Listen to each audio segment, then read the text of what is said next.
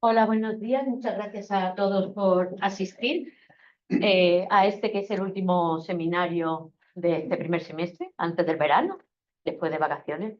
Volvemos con más. Voy a dar paso a Valentín García, que es uno de los coordinadores del área 3 del IBICIS, que es quien va a presentar el seminario de hoy. Valentín, cuando tú.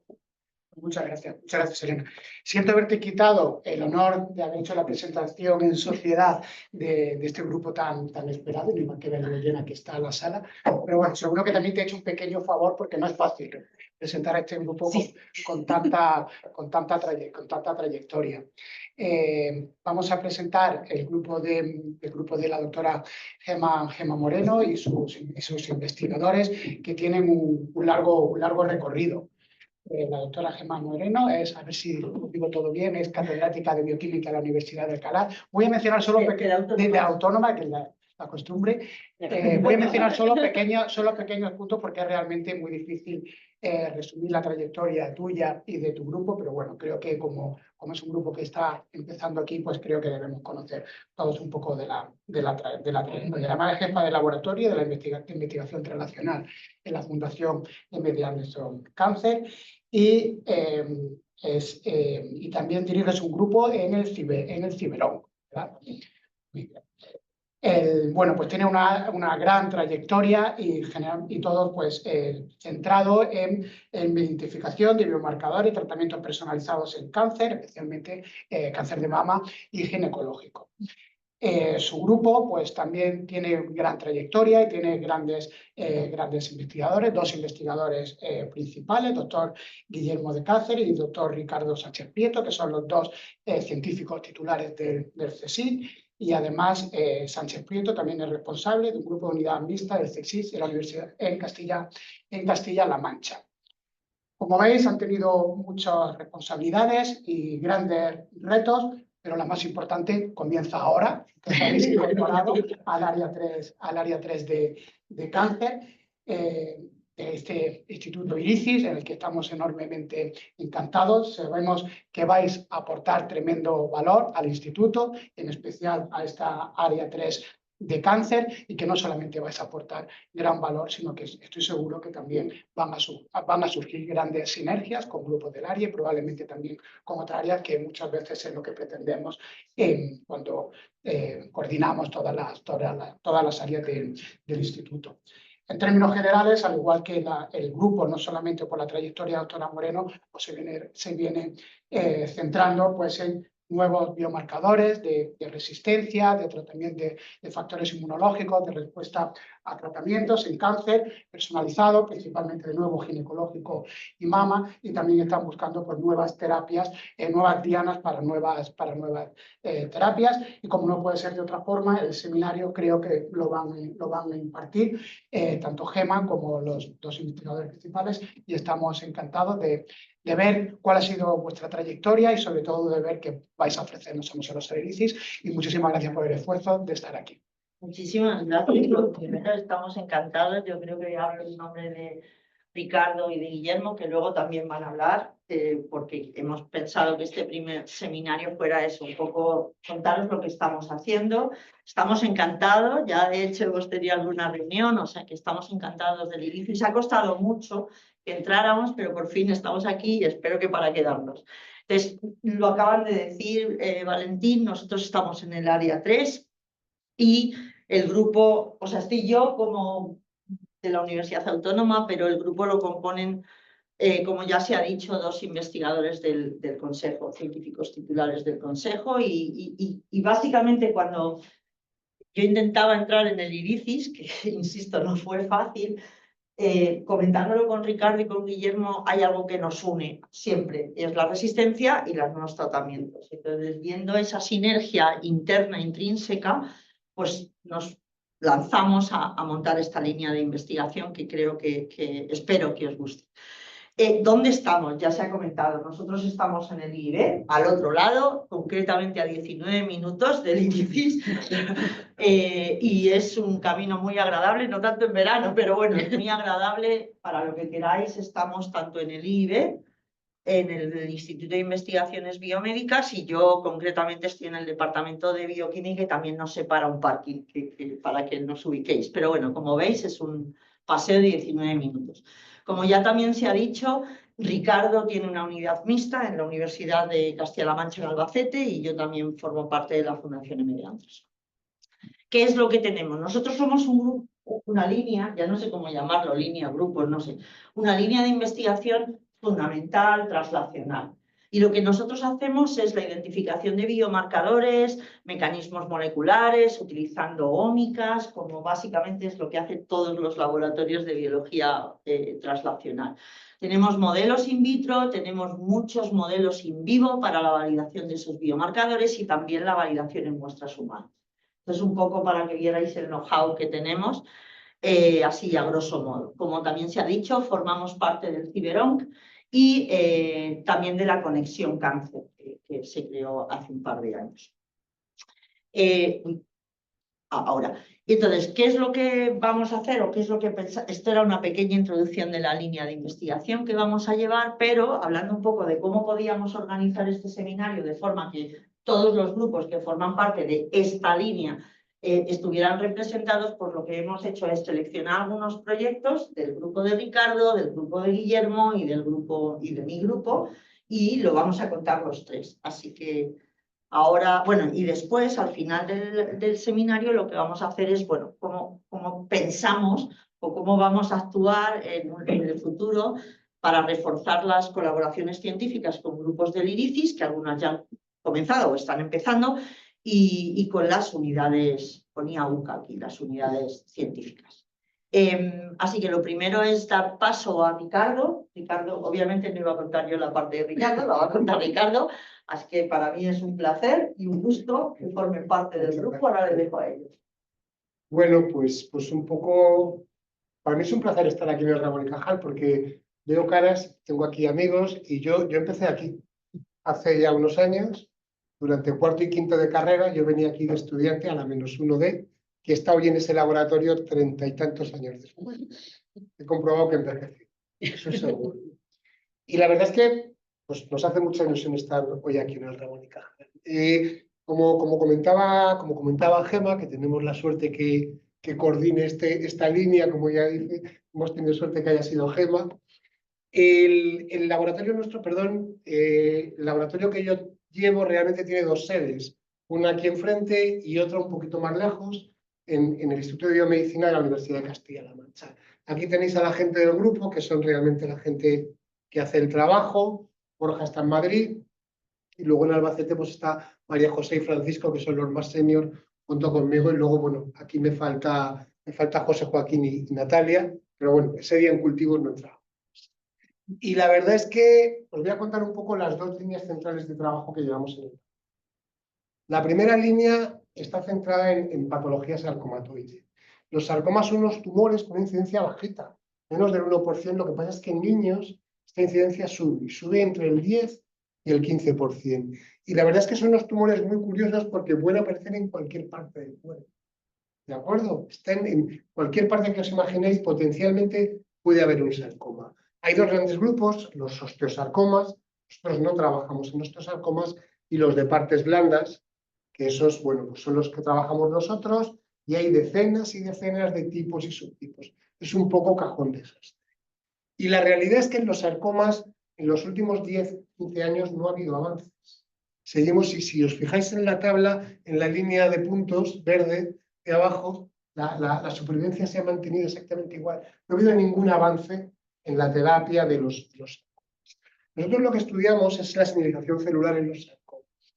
Y esta historia empezó hace bastante tiempo, pero así el primer trabajo que sacamos fue hace unos años, centrándonos en un modelo de carcinogénesis química que daba un tumor, que siempre se había dicho que era un sarcoma. El 3-metilcolantreno da sarcoma. Nos molestamos en estudiarlos con los patólogos. Los patólogos nos dijeron que eso era un sarcoma pleomórfico con diferenciación a músculo y que en patología humana eso sería algo parecido a un leiomiosarcoma. Entonces empezamos a estudiarlos y cuando miramos la señalización nos dimos cuenta que había una proteína que se llamaba RK5, que es una MAP quinasa, que estaba disparada, estaba hiperexpresada. Y de hecho, cuando jugábamos en cultivo con esta línea, pues las células dejaban de crecer, no podíamos hacer xenógrafo, en fin. Veíamos que era muy importante. De hecho, en series cortas de pacientes, veíamos que efectivamente en el idiomiosarcomas, en otro tipo de sarcomas de músculo, que son los rhabdomyosarcomas, también estaba hiperexpresada. Y además era muy llamativo porque si te vas a datos in silico, los sarcomas son los tumores que tienen los niveles más altos de RK5.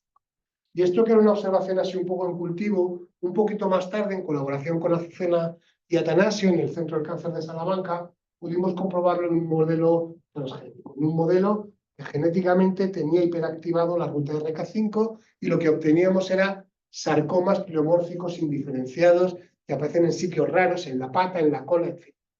Todo esto, haciendo una historia muy larga, corta, lo que nos venía a decir es que RK5 era importante para los sarcomas de partes grandes. Y de hecho ahora nosotros lo que estamos obsesionados es con buscar esa firma molecular que podamos asociar a RK5, ya que creemos que es una potencial terapia para este tipo de tumores. Y estamos haciendo los abordajes estándar en modelos de sarcoma pleomórfico indiferenciado, de leiomiosarcomas, de liposarcomas, jugando con inhibidores químicos. La ventaja que tienes cuando juegas con una quinasa es que tienes potencialmente inhibidores que la pueden bloquear, y eso de cara a la terapia es un paso importante. Estamos ahora mismo en todo este berenjenal de células interferentes, RNA-seq, conjuntos, subconjuntos, modelos celulares, pero por ejemplo ya hemos conseguido ver uno que ya tenéis el preprint en bioarchives que se llama VCAM, que es un proteoglicano de matriz y otra vez haciendo una historia larga muy cortita, la conclusión es que RK5 controla la expresión de esta proteína. Esta proteína es clave para los efectos oncogénicos de esta ruta. Cuando tú quitas VCAM, RK5 no es nadie. O bueno, estoy exagerando. Hace bastante menos de lo que debería hacer. Y además, en este caso, sí que hemos dado un pasito más relacional y en colaboración con Sandro Pasquali en Milán, que tiene una serie de 200 y pico sarcomas de partes blandas muy bien caracterizados, todos esos con RNA-seq, los tienen súper pillados. Pues hemos visto que efectivamente el VCAM está hiperexpresado en los tejidos tumorales y además hay una correlación estricta entre la expresión de uno y otro. Es decir, que lo que hemos visto en cultivo, de alguna forma lo podemos trasladar a biopsias humanas, que siempre es el caballo de batalla. Es donde se nos cae el 90% de las historias. Entonces, ¿qué es lo que nos planteamos para esta línea? Pues realmente ver todos los downstream de RK5, pues, mediante abordajes estándares, uso de shRNAs, inhibidores, CRISPR, hacer caracterización transcriptómica. Estamos en colaboración, aparte del modelo que ya tenemos con Azucena, con Emanuel Yurisato en la Universidad de Siena, un KO inducible de RK5 para poder tener tumores en los que nosotros podemos apagar el RK5 a voluntad. Porque realmente eso es lo que nos daría la prueba para poder estudiar bien la biología. Todo esto lo hacemos porque seguimos pensando que RK5 o sus downstream son potenciales dianas para una patología como es el sarcoma de partes blandas o los sarcomas de partes blandas. La siguiente línea que llevamos en el laboratorio está centrada en radioterapia. Nosotros no somos ni radiofísicos ni físicos, somos biólogos y hacemos lo que podemos. Pero siempre nos hemos preguntado que una herramienta como la radioterapia, tener en cuenta que el 50% de los pacientes de cáncer en algún momento de su tratamiento pasa por radioterapia. Es de las terapias más útiles. Entonces, ¿cómo podíamos mejorar? Y bueno, lo primero que se nos vino a la cabeza es combinarlo con quimioterapia.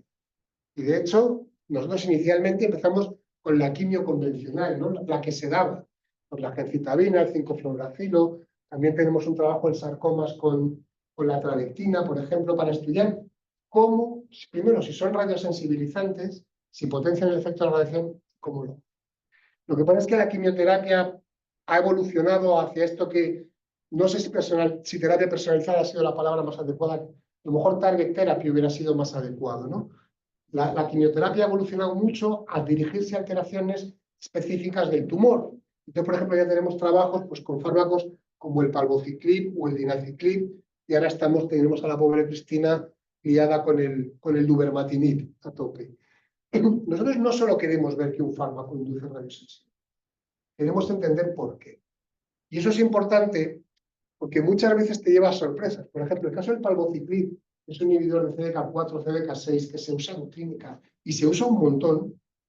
Esto induce radiosensibilidad no por lo que hace con CDK4 y CDK6. Lo hace porque es un inhibidor muy bueno del gen de ataxia de la angiectasia, que es clave para la inducción de radiosensibilidad. Es una forma a veces de describir efectos off-targets que tienen un potencial terapéutico y que es interesante. Lo que pasa es que siempre hemos hecho esto en biología plana, en flat biology, ¿no? En cultivo 2D y lo que hay. Y ahora queremos, radiar animales es muy complicado. Implica sacarlos del animalario, si son animales desnudos, volverlos a meter es una historia. Radiar de forma localizada es muy difícil. Tendrías que envolver, yo lo he visto, hay gente que envuelve al ratón en plomo y deja el agujero donde está el tumor. Esto aquí hoy en día, siendo realistas, es muy difícil. Entonces queremos dar un pasito hacia la biología en 3D, que puede ser una buena alternativa. Entonces hemos empezado una colaboración con Niels Kort en Oncorrey, se va Cristina para ver lo del duvelmatinib en 3D, y con Alberto Muñoz en organoides, para poder radiar organoides. No es radiar el animal, pero se me parece. Aún así, la otra forma de entender o de poder mejorar la radioterapia es entender por qué hay radioresistencia, que es el verdadero caballo de batalla que tienen los radioterapias. No saben por qué hay tumores que son resistentes. Y nosotros lo que hemos planteado, es un proyecto que estamos empezando ahora, es entender cuáles son las alteraciones a nivel de genómica y de transcriptómica. Si conseguimos que Diego vuelva de Londres al laboratorio, estudiaremos la epigenética también, de ese proceso de radioresistencia. Nosotros siempre hemos estudiado la respuesta a radiación bajo el prisma de la señalización. El trabajo de JRC de 2005 era estudiar lo que hacía el gen de ataxia sobre la ruta de AKT, y de hace un año y poco, pues es entender el papel de P38 MAP kinasa. Pero ahora queremos entender la base molecular, no una ruta concreta de señalización. Entonces, para eso lo que estamos desarrollando son sistemas radioresistentes. Y esto hay que hacerlo con bastante paciencia, porque es cada semana irradiar las células, volver a irradiarlas, hasta alcanzar dosis muy altas. 80 grays es una burrada. Si a mí me dan 80 grays de una tacada, me matan. Entonces, lo que hacemos es ir generando estos modelos con bastante paciencia y en colaboración con el Hospital General de Albacete, y lo que estamos haciendo es empezar a estudiar pues, aspectos tan sencillos como la genómica o la transcripción. Aquí tenéis, por ejemplo, los datos que ya tenemos en el modelo de HCT y vemos que efectivamente hay una expresión diferencial o que puede haber alteraciones genéticas en variaciones del número de copias o que puede haber mutaciones puntuales específicas de los modelos radioresistentes. Lo que queremos es cruzar esto con varios modelos, intentar dar con los genes clave. Aún así queremos ir un pasito más allá y es hacer un abordaje funcional. Es decir, la pregunta es, ¿de qué depende el crecimiento de un tumor que es o que se ha hecho radioresistente? Tened en cuenta que en el laboratorio nosotros podemos remediar un poco la radioresistencia adquirida, la de nuevo no. El tumor que es de forma natural radioresistente, ha nacido así. Nosotros lo que vamos a hacer es comparar modelos donde nosotros hemos generado radioresistencia. Y lo que hemos planteado, con lo que estamos ahora peleándonos, el pobre Pablo, pues se está peleando ahora con un screening de CRISPR, estamos intentando poner a punto en colaboración con Guillermo para ver la funcionalidad de esos genes. ¿Qué pasa?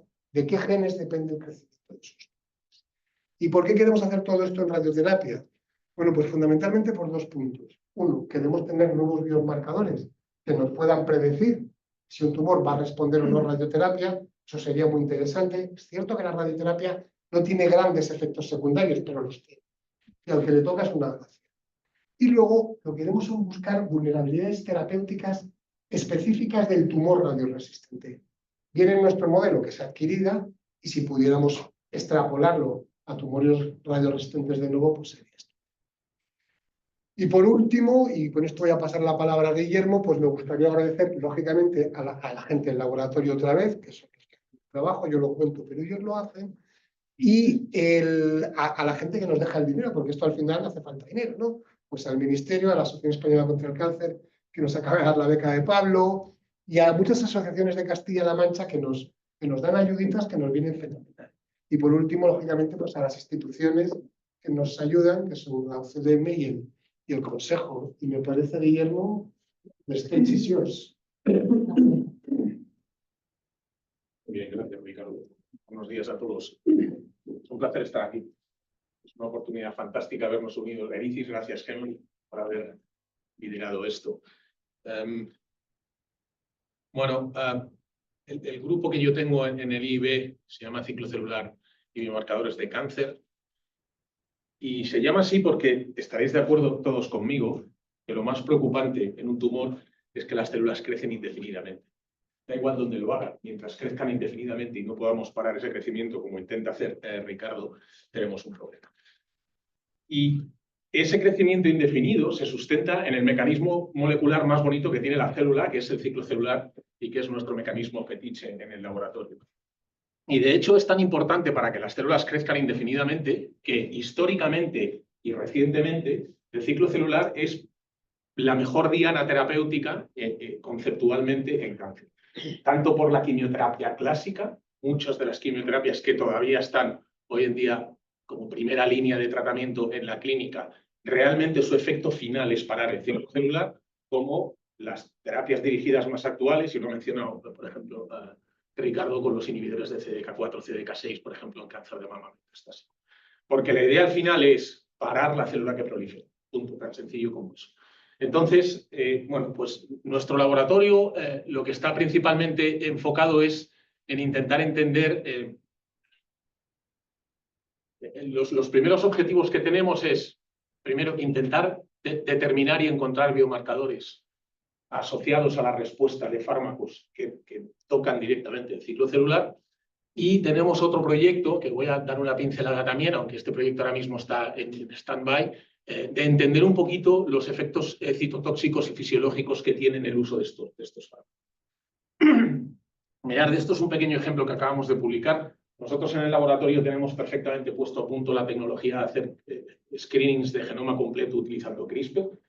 Todas esas herramientas están ahora mismo a vuestra disposición y si tenéis interés ahí están. Básicamente este es un ejemplo en el que utilizando esta estrategia y utilizando estas librerías hemos establecido colonias resistentes a este fármaco, rigosertib, que es un inhibidor de ciclo celular, y utilizando y mirando las librerías de CRISPR hemos encontrado un gen, una quinasa que se llama WING1, que lo que confiere es resistencia a estos al rigosertib. ¿Y cómo lo hace? Pues lo hace porque rigosertib realmente lo que es un despolimerizador de microtúbulos, equivalente a los vinca alcaloides o a tocorazol o a este tipo de fármacos. Y lo que hemos visto es que Wink es un modulador maestro del estrés osmótico, es capaz de comprobar cuándo hay cambios osmóticos y equilibrar la célula para adaptarse a esos cambios osmóticos. Y lo que hemos visto es muy interesante porque dependiendo de qué tipo de droga de microtúbulos utilizamos, bien estabilizadores taclanos o bien desestabilizadores, por ejemplo, vinca alcaloides que están en la práctica clínica, podemos modular tanto resistencia como sensibilidad en función de la actividad de esta quinasa. Esto fue la tesis el año pasado de Ana Monfort, lo hemos hecho en colaboración con Ricardo, ya habéis visto entre Gemma, Ricardo y yo, esto no es nuevo, ya venimos colaborando de años anteriores y con mi buena amiga Rocío, que está en Alemania, lo quiero poner aquí porque eso demuestra también que tenemos cierto grado de internacionalización. Más allá de la descripción molecular completa que está aquí en este paper, uno de los pasos futuros que queremos ver es cuál es la posible relevancia clínica que tiene esta quinasa en el campo de cáncer, porque en el campo de cáncer hay muchas cosas abiertas, pero es un poco oscura. Esta quinasa básicamente lo que hace es modular el estrés osmótico y lo que hace es activar dos quinasas downstream, que son las que abren y cierran los canales que permiten que los iones entren y salgan dentro de la célula para volver a equilibrar el estrés osmótico. Y esos canales están directamente inhibidos por diuréticos. Y aquí es donde me gusta, es una de las opciones de colaboración que podemos encontrar aquí en IRICIS. Fijaros, el 45% de los pacientes de cáncer y que reciben quimioterapia, muchos de ellos llevan asociado también una comedicación por los efectos tóxicos o citotóxicos que tienen las propias terapias y por los efectos que tiene el propio tumor. Y uno de los más habituales son los diuréticos, que muchos pacientes desarrollan hipertensión porque muchos pacientes desarrollan linfedema, retención de líquidos. Si nosotros ponemos diuréticos en una célula, estamos modulando o modificando este signaling y por ende podría darse el caso de que pudiésemos estar modificando la quimioterapia que le estamos dando al paciente. Es algo que me encantaría explorar y que lo dejo aquí, os lo dejo y en algún momento buscaremos gente que hace epidemiología aquí en la casa o que trabaja con este tipo de moléculas. Otra de las cosas que nosotros estamos interesados es en entender, bueno, cuando un paciente recibe un fármaco asociado a ciclo celular, es qué impacto tiene esto en los tejidos normales. Y nos hemos enfocado especialmente en el endotelio, por un mero sencillo, me parece un tejido apasionante, y hay por dos razones. Una, el endotelio es el primer tejido que recibe el fármaco. Todos los fármacos que van intravenoso, la primera célula que recibe el fármaco es el endotelio. Y uno esperaría que no pueda haber efectos porque realmente las células endoteliales en los tejidos sanos tienen una tasa de reposición muy lenta. Es un tejido muy poco proliferativo. No es lo mismo en los tejidos tumorales o en tejidos en los momentos que están en proliferación. Pero la realidad es que en un tejido sano, el endotelio, no debería de verse afectado perdón, por un fármaco que va contra la proliferación celular. Pero también es cierto que cuando uno utiliza quimioterapia o terapias dirigidas contra la proliferación tumoral, hay unos efectos secundarios en este tejido. Entonces, ¿cómo lo estudiamos? Bueno, pues nosotros tenemos un modelo animal.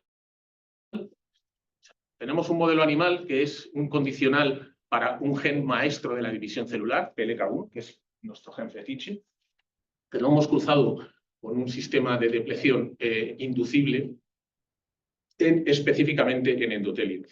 Y he de reconocer que cuando nosotros hicimos esto yo dije, no va a pasar nada.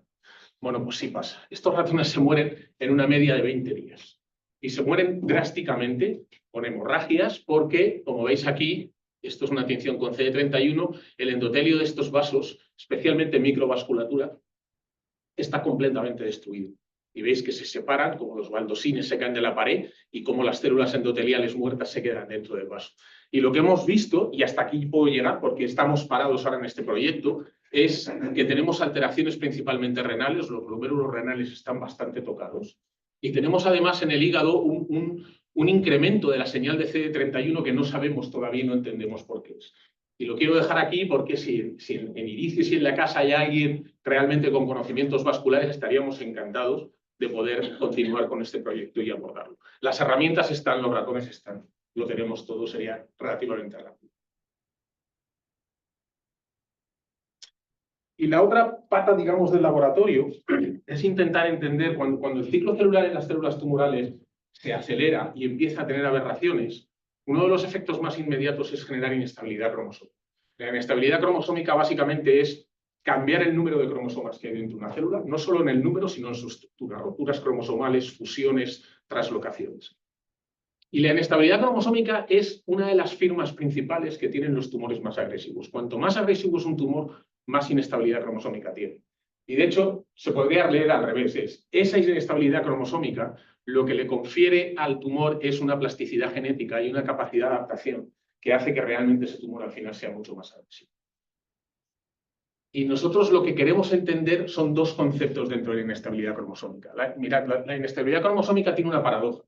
Si yo tengo una célula normal y le induzco una inestabilidad cromosómica alta de manera inmediata, a la célula no le va a gustar, se va a morir, tienden a morirse. Lo que necesitan es encontrar un punto dulce, un sweet spot, en el que las células con esa inestabilidad cromosómica puedan seguir proliferando y no morir. Entonces, lo que buscamos es dos cosas. Las células que tienen inestabilidad cromosómica, intentar buscar fármacos o vulnerabilidades para esas células. Y dos, saber qué genes o qué biomarcadores hacen que una célula que tiene mucha inestabilidad cromosómica pueda tolerar.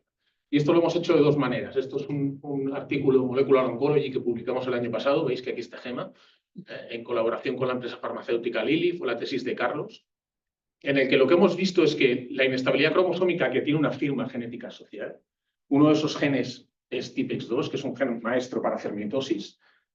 Si las células tienen alto nivel de TIPEX2, esto provoca una subida de la señal de transcripción del pathway de transcripción mediado por JAK-TAG, que es la señal, y esto confiere sensibilidad a este fármaco dasatinib que se utiliza y está en la práctica clínica para algunas leucemias. Esto lo hemos hecho en células de tumor de mama. Entonces, hemos definido que realmente TIPEX2 en un entorno de inestabilidad cromosómica, si tiene una subida de esta señalización, podríamos encontrar una vulnerabilidad para dasatinib. Lo otro que estamos buscando es qué genes o qué biomarcadores pueden determinar esa tolerancia a la inestabilidad cromosómica, porque serían los genes que hacen que un tumor pueda adaptarse a ella y adquirir una mayor agresividad. Mirad, una manera de inducir inestabilidad cromosómica es el concepto de la duplicación completa del genoma. Y además eso es un evento temprano de los tumores. Los tumores al principio, muchos de ellos hacen una duplicación completa del genoma. Eso a la célula no le gusta, se tiene que parar, pero de alguna manera tiene que encontrar esa tolerancia. Y si veis aquí, en todos los tumores, el evento de duplicación de genoma es bastante habitual. Esto es un trabajo que está haciendo Natalia, que nos acompaña hoy, postdoc del laboratorio, unas manos maravillosas y una cabeza muy bien amueblada. Bueno, Natalia ha encontrado, haciendo un estudio de RNA-seq y de ómico y comparando células tolerantes a la duplicación de genoma versus células que no lo son, hemos encontrado un gen que se llama SHANK2, que además modula también el pathway de ella, en el cual cuando lo sobreexpresamos podemos rescatar el efecto supresor tumoral que tiene la duplicación de genoma. Y esta duplicación, lo veis aquí en los distintos picos por citometría de flujo, la expresión de SHANK2 lo que hace es revertirla, reducirla. Esto nos lo hemos llevado al contexto de cáncer de cabeza y cuello, porque esa paradoja de duplicación de genoma está en el tejido sano de cabeza y cuello. La duplicación provoca la diferenciación. Y nos la hemos llevado aquí porque uno de los eventos digamos, de la línea temporal de transformación de estos tumores es el amplicón 11q13, que es donde se localiza SHANK2. Y tenemos datos in silico, y el proyecto está mucho más avanzado. Yo creo que en algún posible seminario que hagamos os lo contaré. Hemos hecho esto en colaboración con Javier de las Rivas en Salamanca. Hemos visto que efectivamente SHANK2 está sobreexpresado en tumores de cabeza y cuello que tienen duplicación. Y si os fijáis en esta línea azul, la combinación de duplicación de genoma con altos niveles de SHANK2 es lo que confiere muy mal pronóstico. Tenemos modelos animales donde inducimos duplicación de genoma. Tenemos el modelo animal inducible donde sobreexpresamos SHANK. Estamos haciendo ensayos de carcinogénesis. En fin, hay mucho material que hoy por la falta de tiempo no se puede. Y bueno, este es el grupo, colaboradores, la gente que está ahora, financiación, Asociación Española contra el Cáncer, Ministerio. Aquí estamos deseando recibir mails de IRICIS diciendo, me interesa esto, me interesa lo otro, ¿cómo podemos hacer esto? Nuestras herramientas están a vuestra entera disposición. Y creo que ahora le toca a gente. No sé si van a aguantar tanto, Sí. pero bueno, vamos a intentarlo. Bueno, ya veis, ¿no? La palabra resistencia, terapia ha salido bastante. Obviamente no puedo empezar, aunque se pone al final, pero como era la transición, lo más importante es el grupo. Esta es la gente que tengo el honor de que estén en mi grupo. Y bueno, os voy a contar 2 proyectos que llevamos a cabo en el laboratorio, ¿vale? Y los he separado como el corazoncito, porque en el laboratorio trabajamos en cáncer de endometrio y esto viene de que José Palacios, a quien supongo que conocéis, fue mi mentor cuando yo era postdoctoral y me ha quedado ahí esa estirpe endometrial. Y otro también en tumores sólidos y en cáncer de mama, que empezó con una proteína muy simpática que luego veréis, que se llama gasdermina. Un nombre es un poco raro, pero ahí vamos, luego os cuento. El cáncer de endometrio. Igual aquí hacer una introducción de cáncer de endometrio estando en el grupo de Pepe Palacios, que lo habrá hecho 20.000 veces, pues, pero bueno, me pareció importante recordarlo. Es el tumor ginecológico maligno más prevalente, es el 4º en incidencia y el 6º en mortalidad. Curiosamente, en los últimos años se está aumentando muchísimo la incidencia en mujeres por debajo de 50 años, cuando era una enfermedad de la edad. Y la ventaja es que cuando el tumor se diagnostica confinado en el útero, pues tiene una supervivencia mayor del 85 o 90%, y básicamente es quirúrgica, como luego veréis, pero el problema viene que muchos pacientes se diagnostican en estadios metastásicos, básicamente porque coincide con el sangrado menopáusico y con algunos síntomas que hacen mimetizar un poco la presencia de este tipo de tumor. Y también, como veréis más adelante, una de las necesidades clínicas no cubiertas en cáncer de endometrio es el problema del tratamiento. Luego lo vemos. Tiene factores de riesgo y, como todos los tumores, después de la existencia del TCGA, de Cancer Genome Atlas, se identificaron 4 perfiles moleculares asociados a buen pronóstico, pronóstico reservado, peor y peor, así progresivamente, ¿no? Lo que os he dicho antes, el tratamiento del cáncer de endometrio, igual que se ha comentado antes con sarcomas, pues está modificándose poco a poco.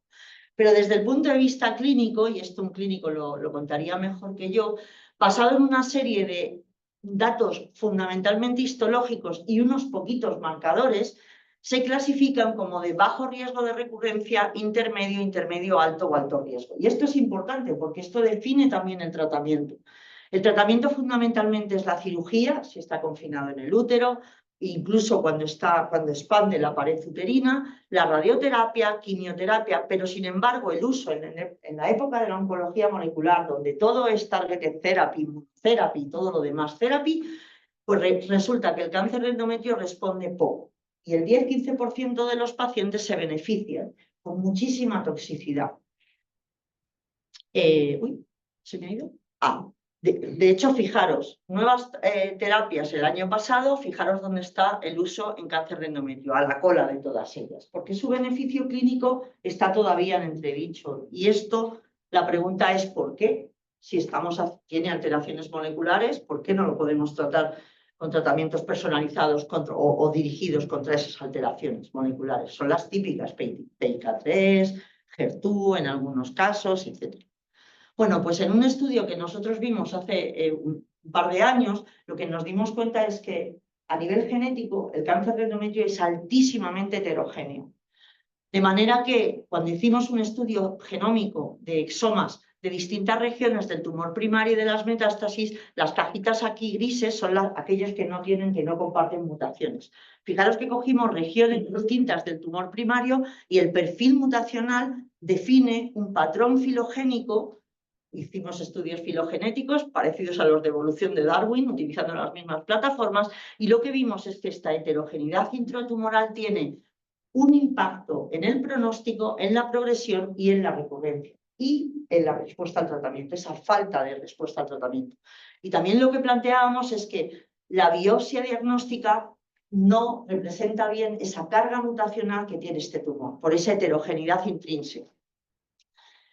¿Qué es lo que vimos? Bueno, pues en un estudio que llevamos casi en paralelo, que de hecho se publicó antes, hay una biopsia mínimamente invasiva que se llama aspirado uterino, que se puede realizar en las pacientes que tienen cáncer de endometrio en el momento de la cirugía, que se hace con una pipeta de Cornier y que básicamente recoge un poco el contenido que hay en la cavidad uterina. Como al ser una cavidad del útero, la limpieza, digamos, el lavado endometrial permite recoger material de ese tumor. Y lo que hicimos es, a nivel genómico, comparar el estudio mutacional de los aspirados con distintas regiones del tumor primario. Y lo que nos dimos cuenta es que el aspirado uterino era capaz de recapitular ese perfil mutacional heterogéneo que tiene el cáncer de endometrio. ¿Qué es lo que nos planteamos entonces? Puede ser el aspirado uterino una buena, de hecho mejor biopsia diagnóstica que lo que es la biopsia, o por lo menos no sí mejor, pero sí complementaria. Bueno, pues a partir de aquí montamos un proyecto que nos dieron, que coordino yo, UNERA PERMEZ, un proyecto internacional en el que también participan Noruega, Polonia y Estonia. Y lo que hicimos es, bueno, vamos a analizar ese aspirado uterino. Vamos a hacer un montón de aproximaciones, no voy a entrar porque no nos da tiempo, ya llevamos mucho tiempo, pero vamos a intentar combinar todas las variables clínicas que se utilizan a día de hoy para clasificar los pacientes como de alto riesgo, bajo riesgo y demás de recurrencia, junto con el perfil mutacional de estos aspirados uterinos que recapitula la heterogeneidad. Hemos analizado un montón de muestras, más de 300 muestras, tenemos 200 y pico variables clínicas, incluido BMI de todo tipo, y para hacer también una historia muy corta, después de hacer estudios bioinformáticos combinados con inteligencia artificial, lo que hicimos inicialmente es ver cómo en nuestra serie era el clasificador actual clasificaba a los pacientes. El 89% de los pacientes se clasificaban más o menos bien. Y es importante decir que utilizando estos parámetros algorítmicos o estos estudios bioinformáticos, estos pacientes intermedios que el clínico no sabe muy bien qué hacer, el de bajo riesgo es bajo riesgo, el de alto riesgo va a quimio y el intermedio se queda ahí un poco en tierra de nadie, pues más o menos se clasifica bien. Pero añadiendo el estudio mutacional que nosotros proponíamos e incluyendo no solamente variables clínicas, sino también alteraciones moleculares concretas, somos capaces de clasificar con un 100% de acierto aquellos pacientes que van bajo riesgo, riesgo intermedio y riesgo alto. Esto es muy largo, pero bueno, para que tengáis una pincelada. Y os cuento ahora el segundo proyecto que no tiene nada que ver, resistemos un poco. Voy a beber agua para que tengáis un poco de tiempo. En el laboratorio también trabajamos con una familia de proteínas que se llama gasdermina. Ahora os la presento. ¿Por qué se llaman gasdermina? Porque inicialmente fueron identificadas en gastric y dermis, el mecanismo chupete. Gasdermina, gastric, dermis. En humanos hay 6 miembros, de la A a la E y pepaquina, que algunos autores la llaman EFI. Son proteínas citosólicas que en condiciones normales están en el citosol y a priori no tienen función. Elena y Víctor ya se lo saben, que se lo conté ayer. Pero se ha visto que están upreguladas o downreguladas en muchas enfermedades, incluidas el cáncer. A nivel estructural, su estructura es muy importante porque tienen un dominio C-terminal que inhibe al dominio N-terminal, que están unidos a través de una región bisagra. Y esto lo digo porque es importante para su función canónica. ¿En qué participan estas proteínas en función canónica? En muerte celular. Nos enseñaron en la carrera la mayoría apoptosis, pero ahora hay un montón de mecanismos de muerte, piroptosis, necroptosis, ferroptosis. Bueno, pues las gasderminas son los efectores finales de una muerte celular que se denomina piroptosis, que viene del griego piro, fiebre o fuego, y tosis, muerte. Es una muerte inflamatoria. Y una muerte inflamatoria. ¿Y qué hace las gasderminas en esta muerte? Bueno, pues ante determinados estímulos, virales, patógenos, radioterapia, quimioterapia, hay determinadas proteasas que son capaces de romper esa región bisagra, liberar el N-terminal de gasdermina, que es ahora activo, es capaz de unirse a lípidos de membrana y otros orgánulos, oligomerizar, formar poros por los que salen citoquinas proinflamatorias, entra en agua, la célula se hincha y finalmente se produce la ruptura celular. Y esto es importante porque este tipo de muertes es la responsable de múltiples patologías. Cuando está activada, enfermedades como Crohn, enfermedades inflamatorias, otro tipo de enfermedades inflamatorias, y también suele estar inhibida en cáncer. Obviamente la célula tumoral no quiere tener nada que la vaya a matar. Y como os he dicho antes, está inducida por varios estímulos externos. Pero además de esta muerte por piroptosis, de este mecanismo complejo que os pongo aquí, no voy a entrar, tienen otras muchas funciones, dependientes de muerte o independientes de muerte. De hecho, alguna de ellas, y nosotros hemos hecho trabajos de esto, incluyen incluso un papel protumoral de invasión y metástasis. De manera que lo que nosotros nos planteábamos es ver, bueno, tienen ventaja en enfermedad inflamatoria, pero ¿qué están haciendo en cáncer? Son protumorales, antitumorales, ambas, depende del contexto celular, depende de la línea celular, pues eso es lo que hemos estudiado. Hemos analizado esto también súper corto en años, porque de hecho fue mi proyecto del Ramón y Cajal, empecé con gasdermina B, cuando ni siquiera tenía nombre, era pobre, y lo que hemos hecho es hacer estudios inmunistoquímicos en series de tumores que teníamos disponibles del biobanco de MD Anderson y analizar. Nos hemos centrado en estas dos, gasdermina D y B, porque son los únicos anticuerpos buenos y fiables que hay. Nos encantaría trabajar en el resto, pero es imposible, y correlacionar con su expresión con las variables clínico-patológicas. ¿Y qué hemos encontrado? Pues, por ejemplo, madre mía, se ha despajarizado todo. En ovario hemos encontrado pues, que gasdermina B y D se coexpresan además en un 36% de los pacientes. Casi la mitad de estos ovarios de alto grado, estos carcinomas ovarios de alto grado, expresan ambas proteínas. Además, tienen no lo veis nada, pero tienen una localización en membrana, y curiosamente aquí vimos que gasdermina B, sobreexpresión de gasdermina D, perdón, pero no de la B, es un marcador de mal pronóstico en términos de disease-free survival. ¿Y qué pasa en tumores gastroesofágicos? Todo lo contrario, que es gasdermina B la que se asocia a metástasis o a mal pronóstico en términos de overall survival. Esto significa que la expresión de estas proteínas puede estar comodulada y, dependiendo del contexto tumoral, pueden tener un papel pro o antitumoral e incluso de buen o de mal pronóstico. Eran 2 ejemplos, tenemos más datos.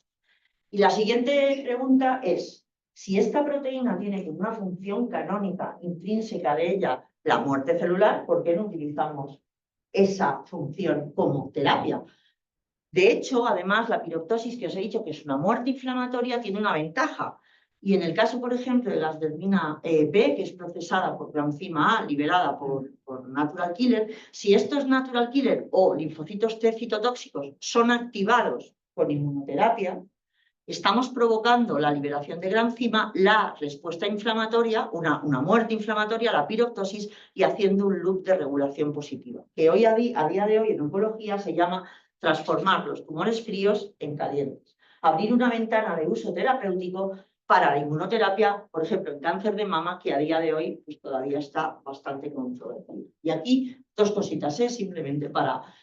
Lo primero que hicimos fue, mimetizando el uso de la inmunoterapia, utilizar en colaboración con Ana Ruiz del CIC Biogune unas NK que son activadas genéticamente para que sean muy hábiles o más afines a la terapia anti-HER2, trastuzumab o pertuzumab. Y en este contexto lo que hemos visto es que cuando cultivamos estas células activadas con las células tumorales que expresan asderdmina B, aumentamos la citotoxicidad.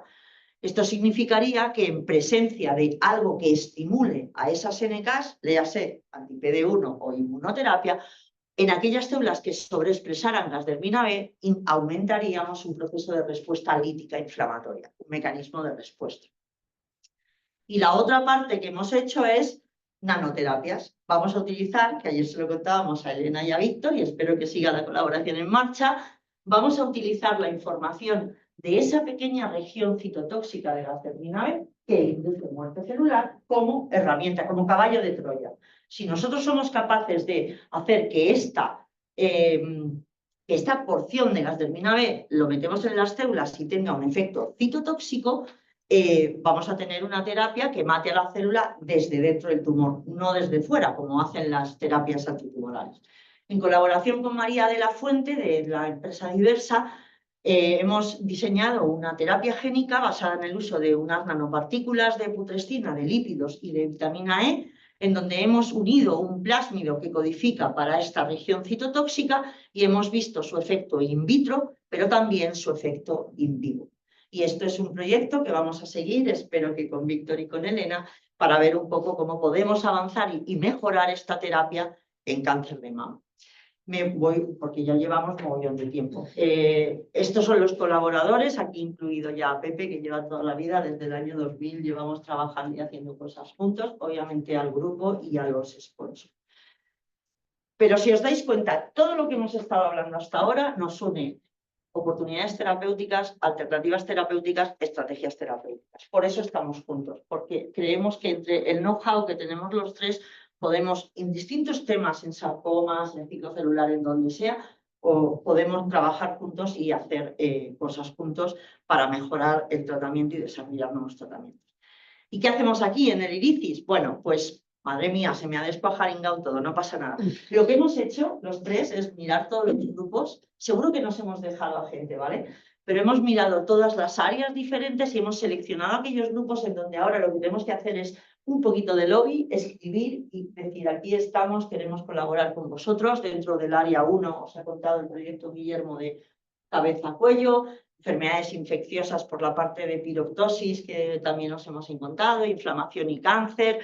Obviamente con el área 3, aquí no he hecho el disclosure, pero bueno, era obvio, y con el área 4 habéis triunfado, ¿no? Y el área 6 también. En fin, que hemos seleccionado un poco los grupos donde nosotros creemos que podemos aportar algo y que vosotros también nos podéis aportar a nosotros, y las unidades centrales de apoyo, las UCAs. Y muchísimas gracias, como os decía antes, hemos venido para quedarnos si nos dejáis, obviamente. Así que nada, perdonad por el tiempo, pero es que son muchas cosas.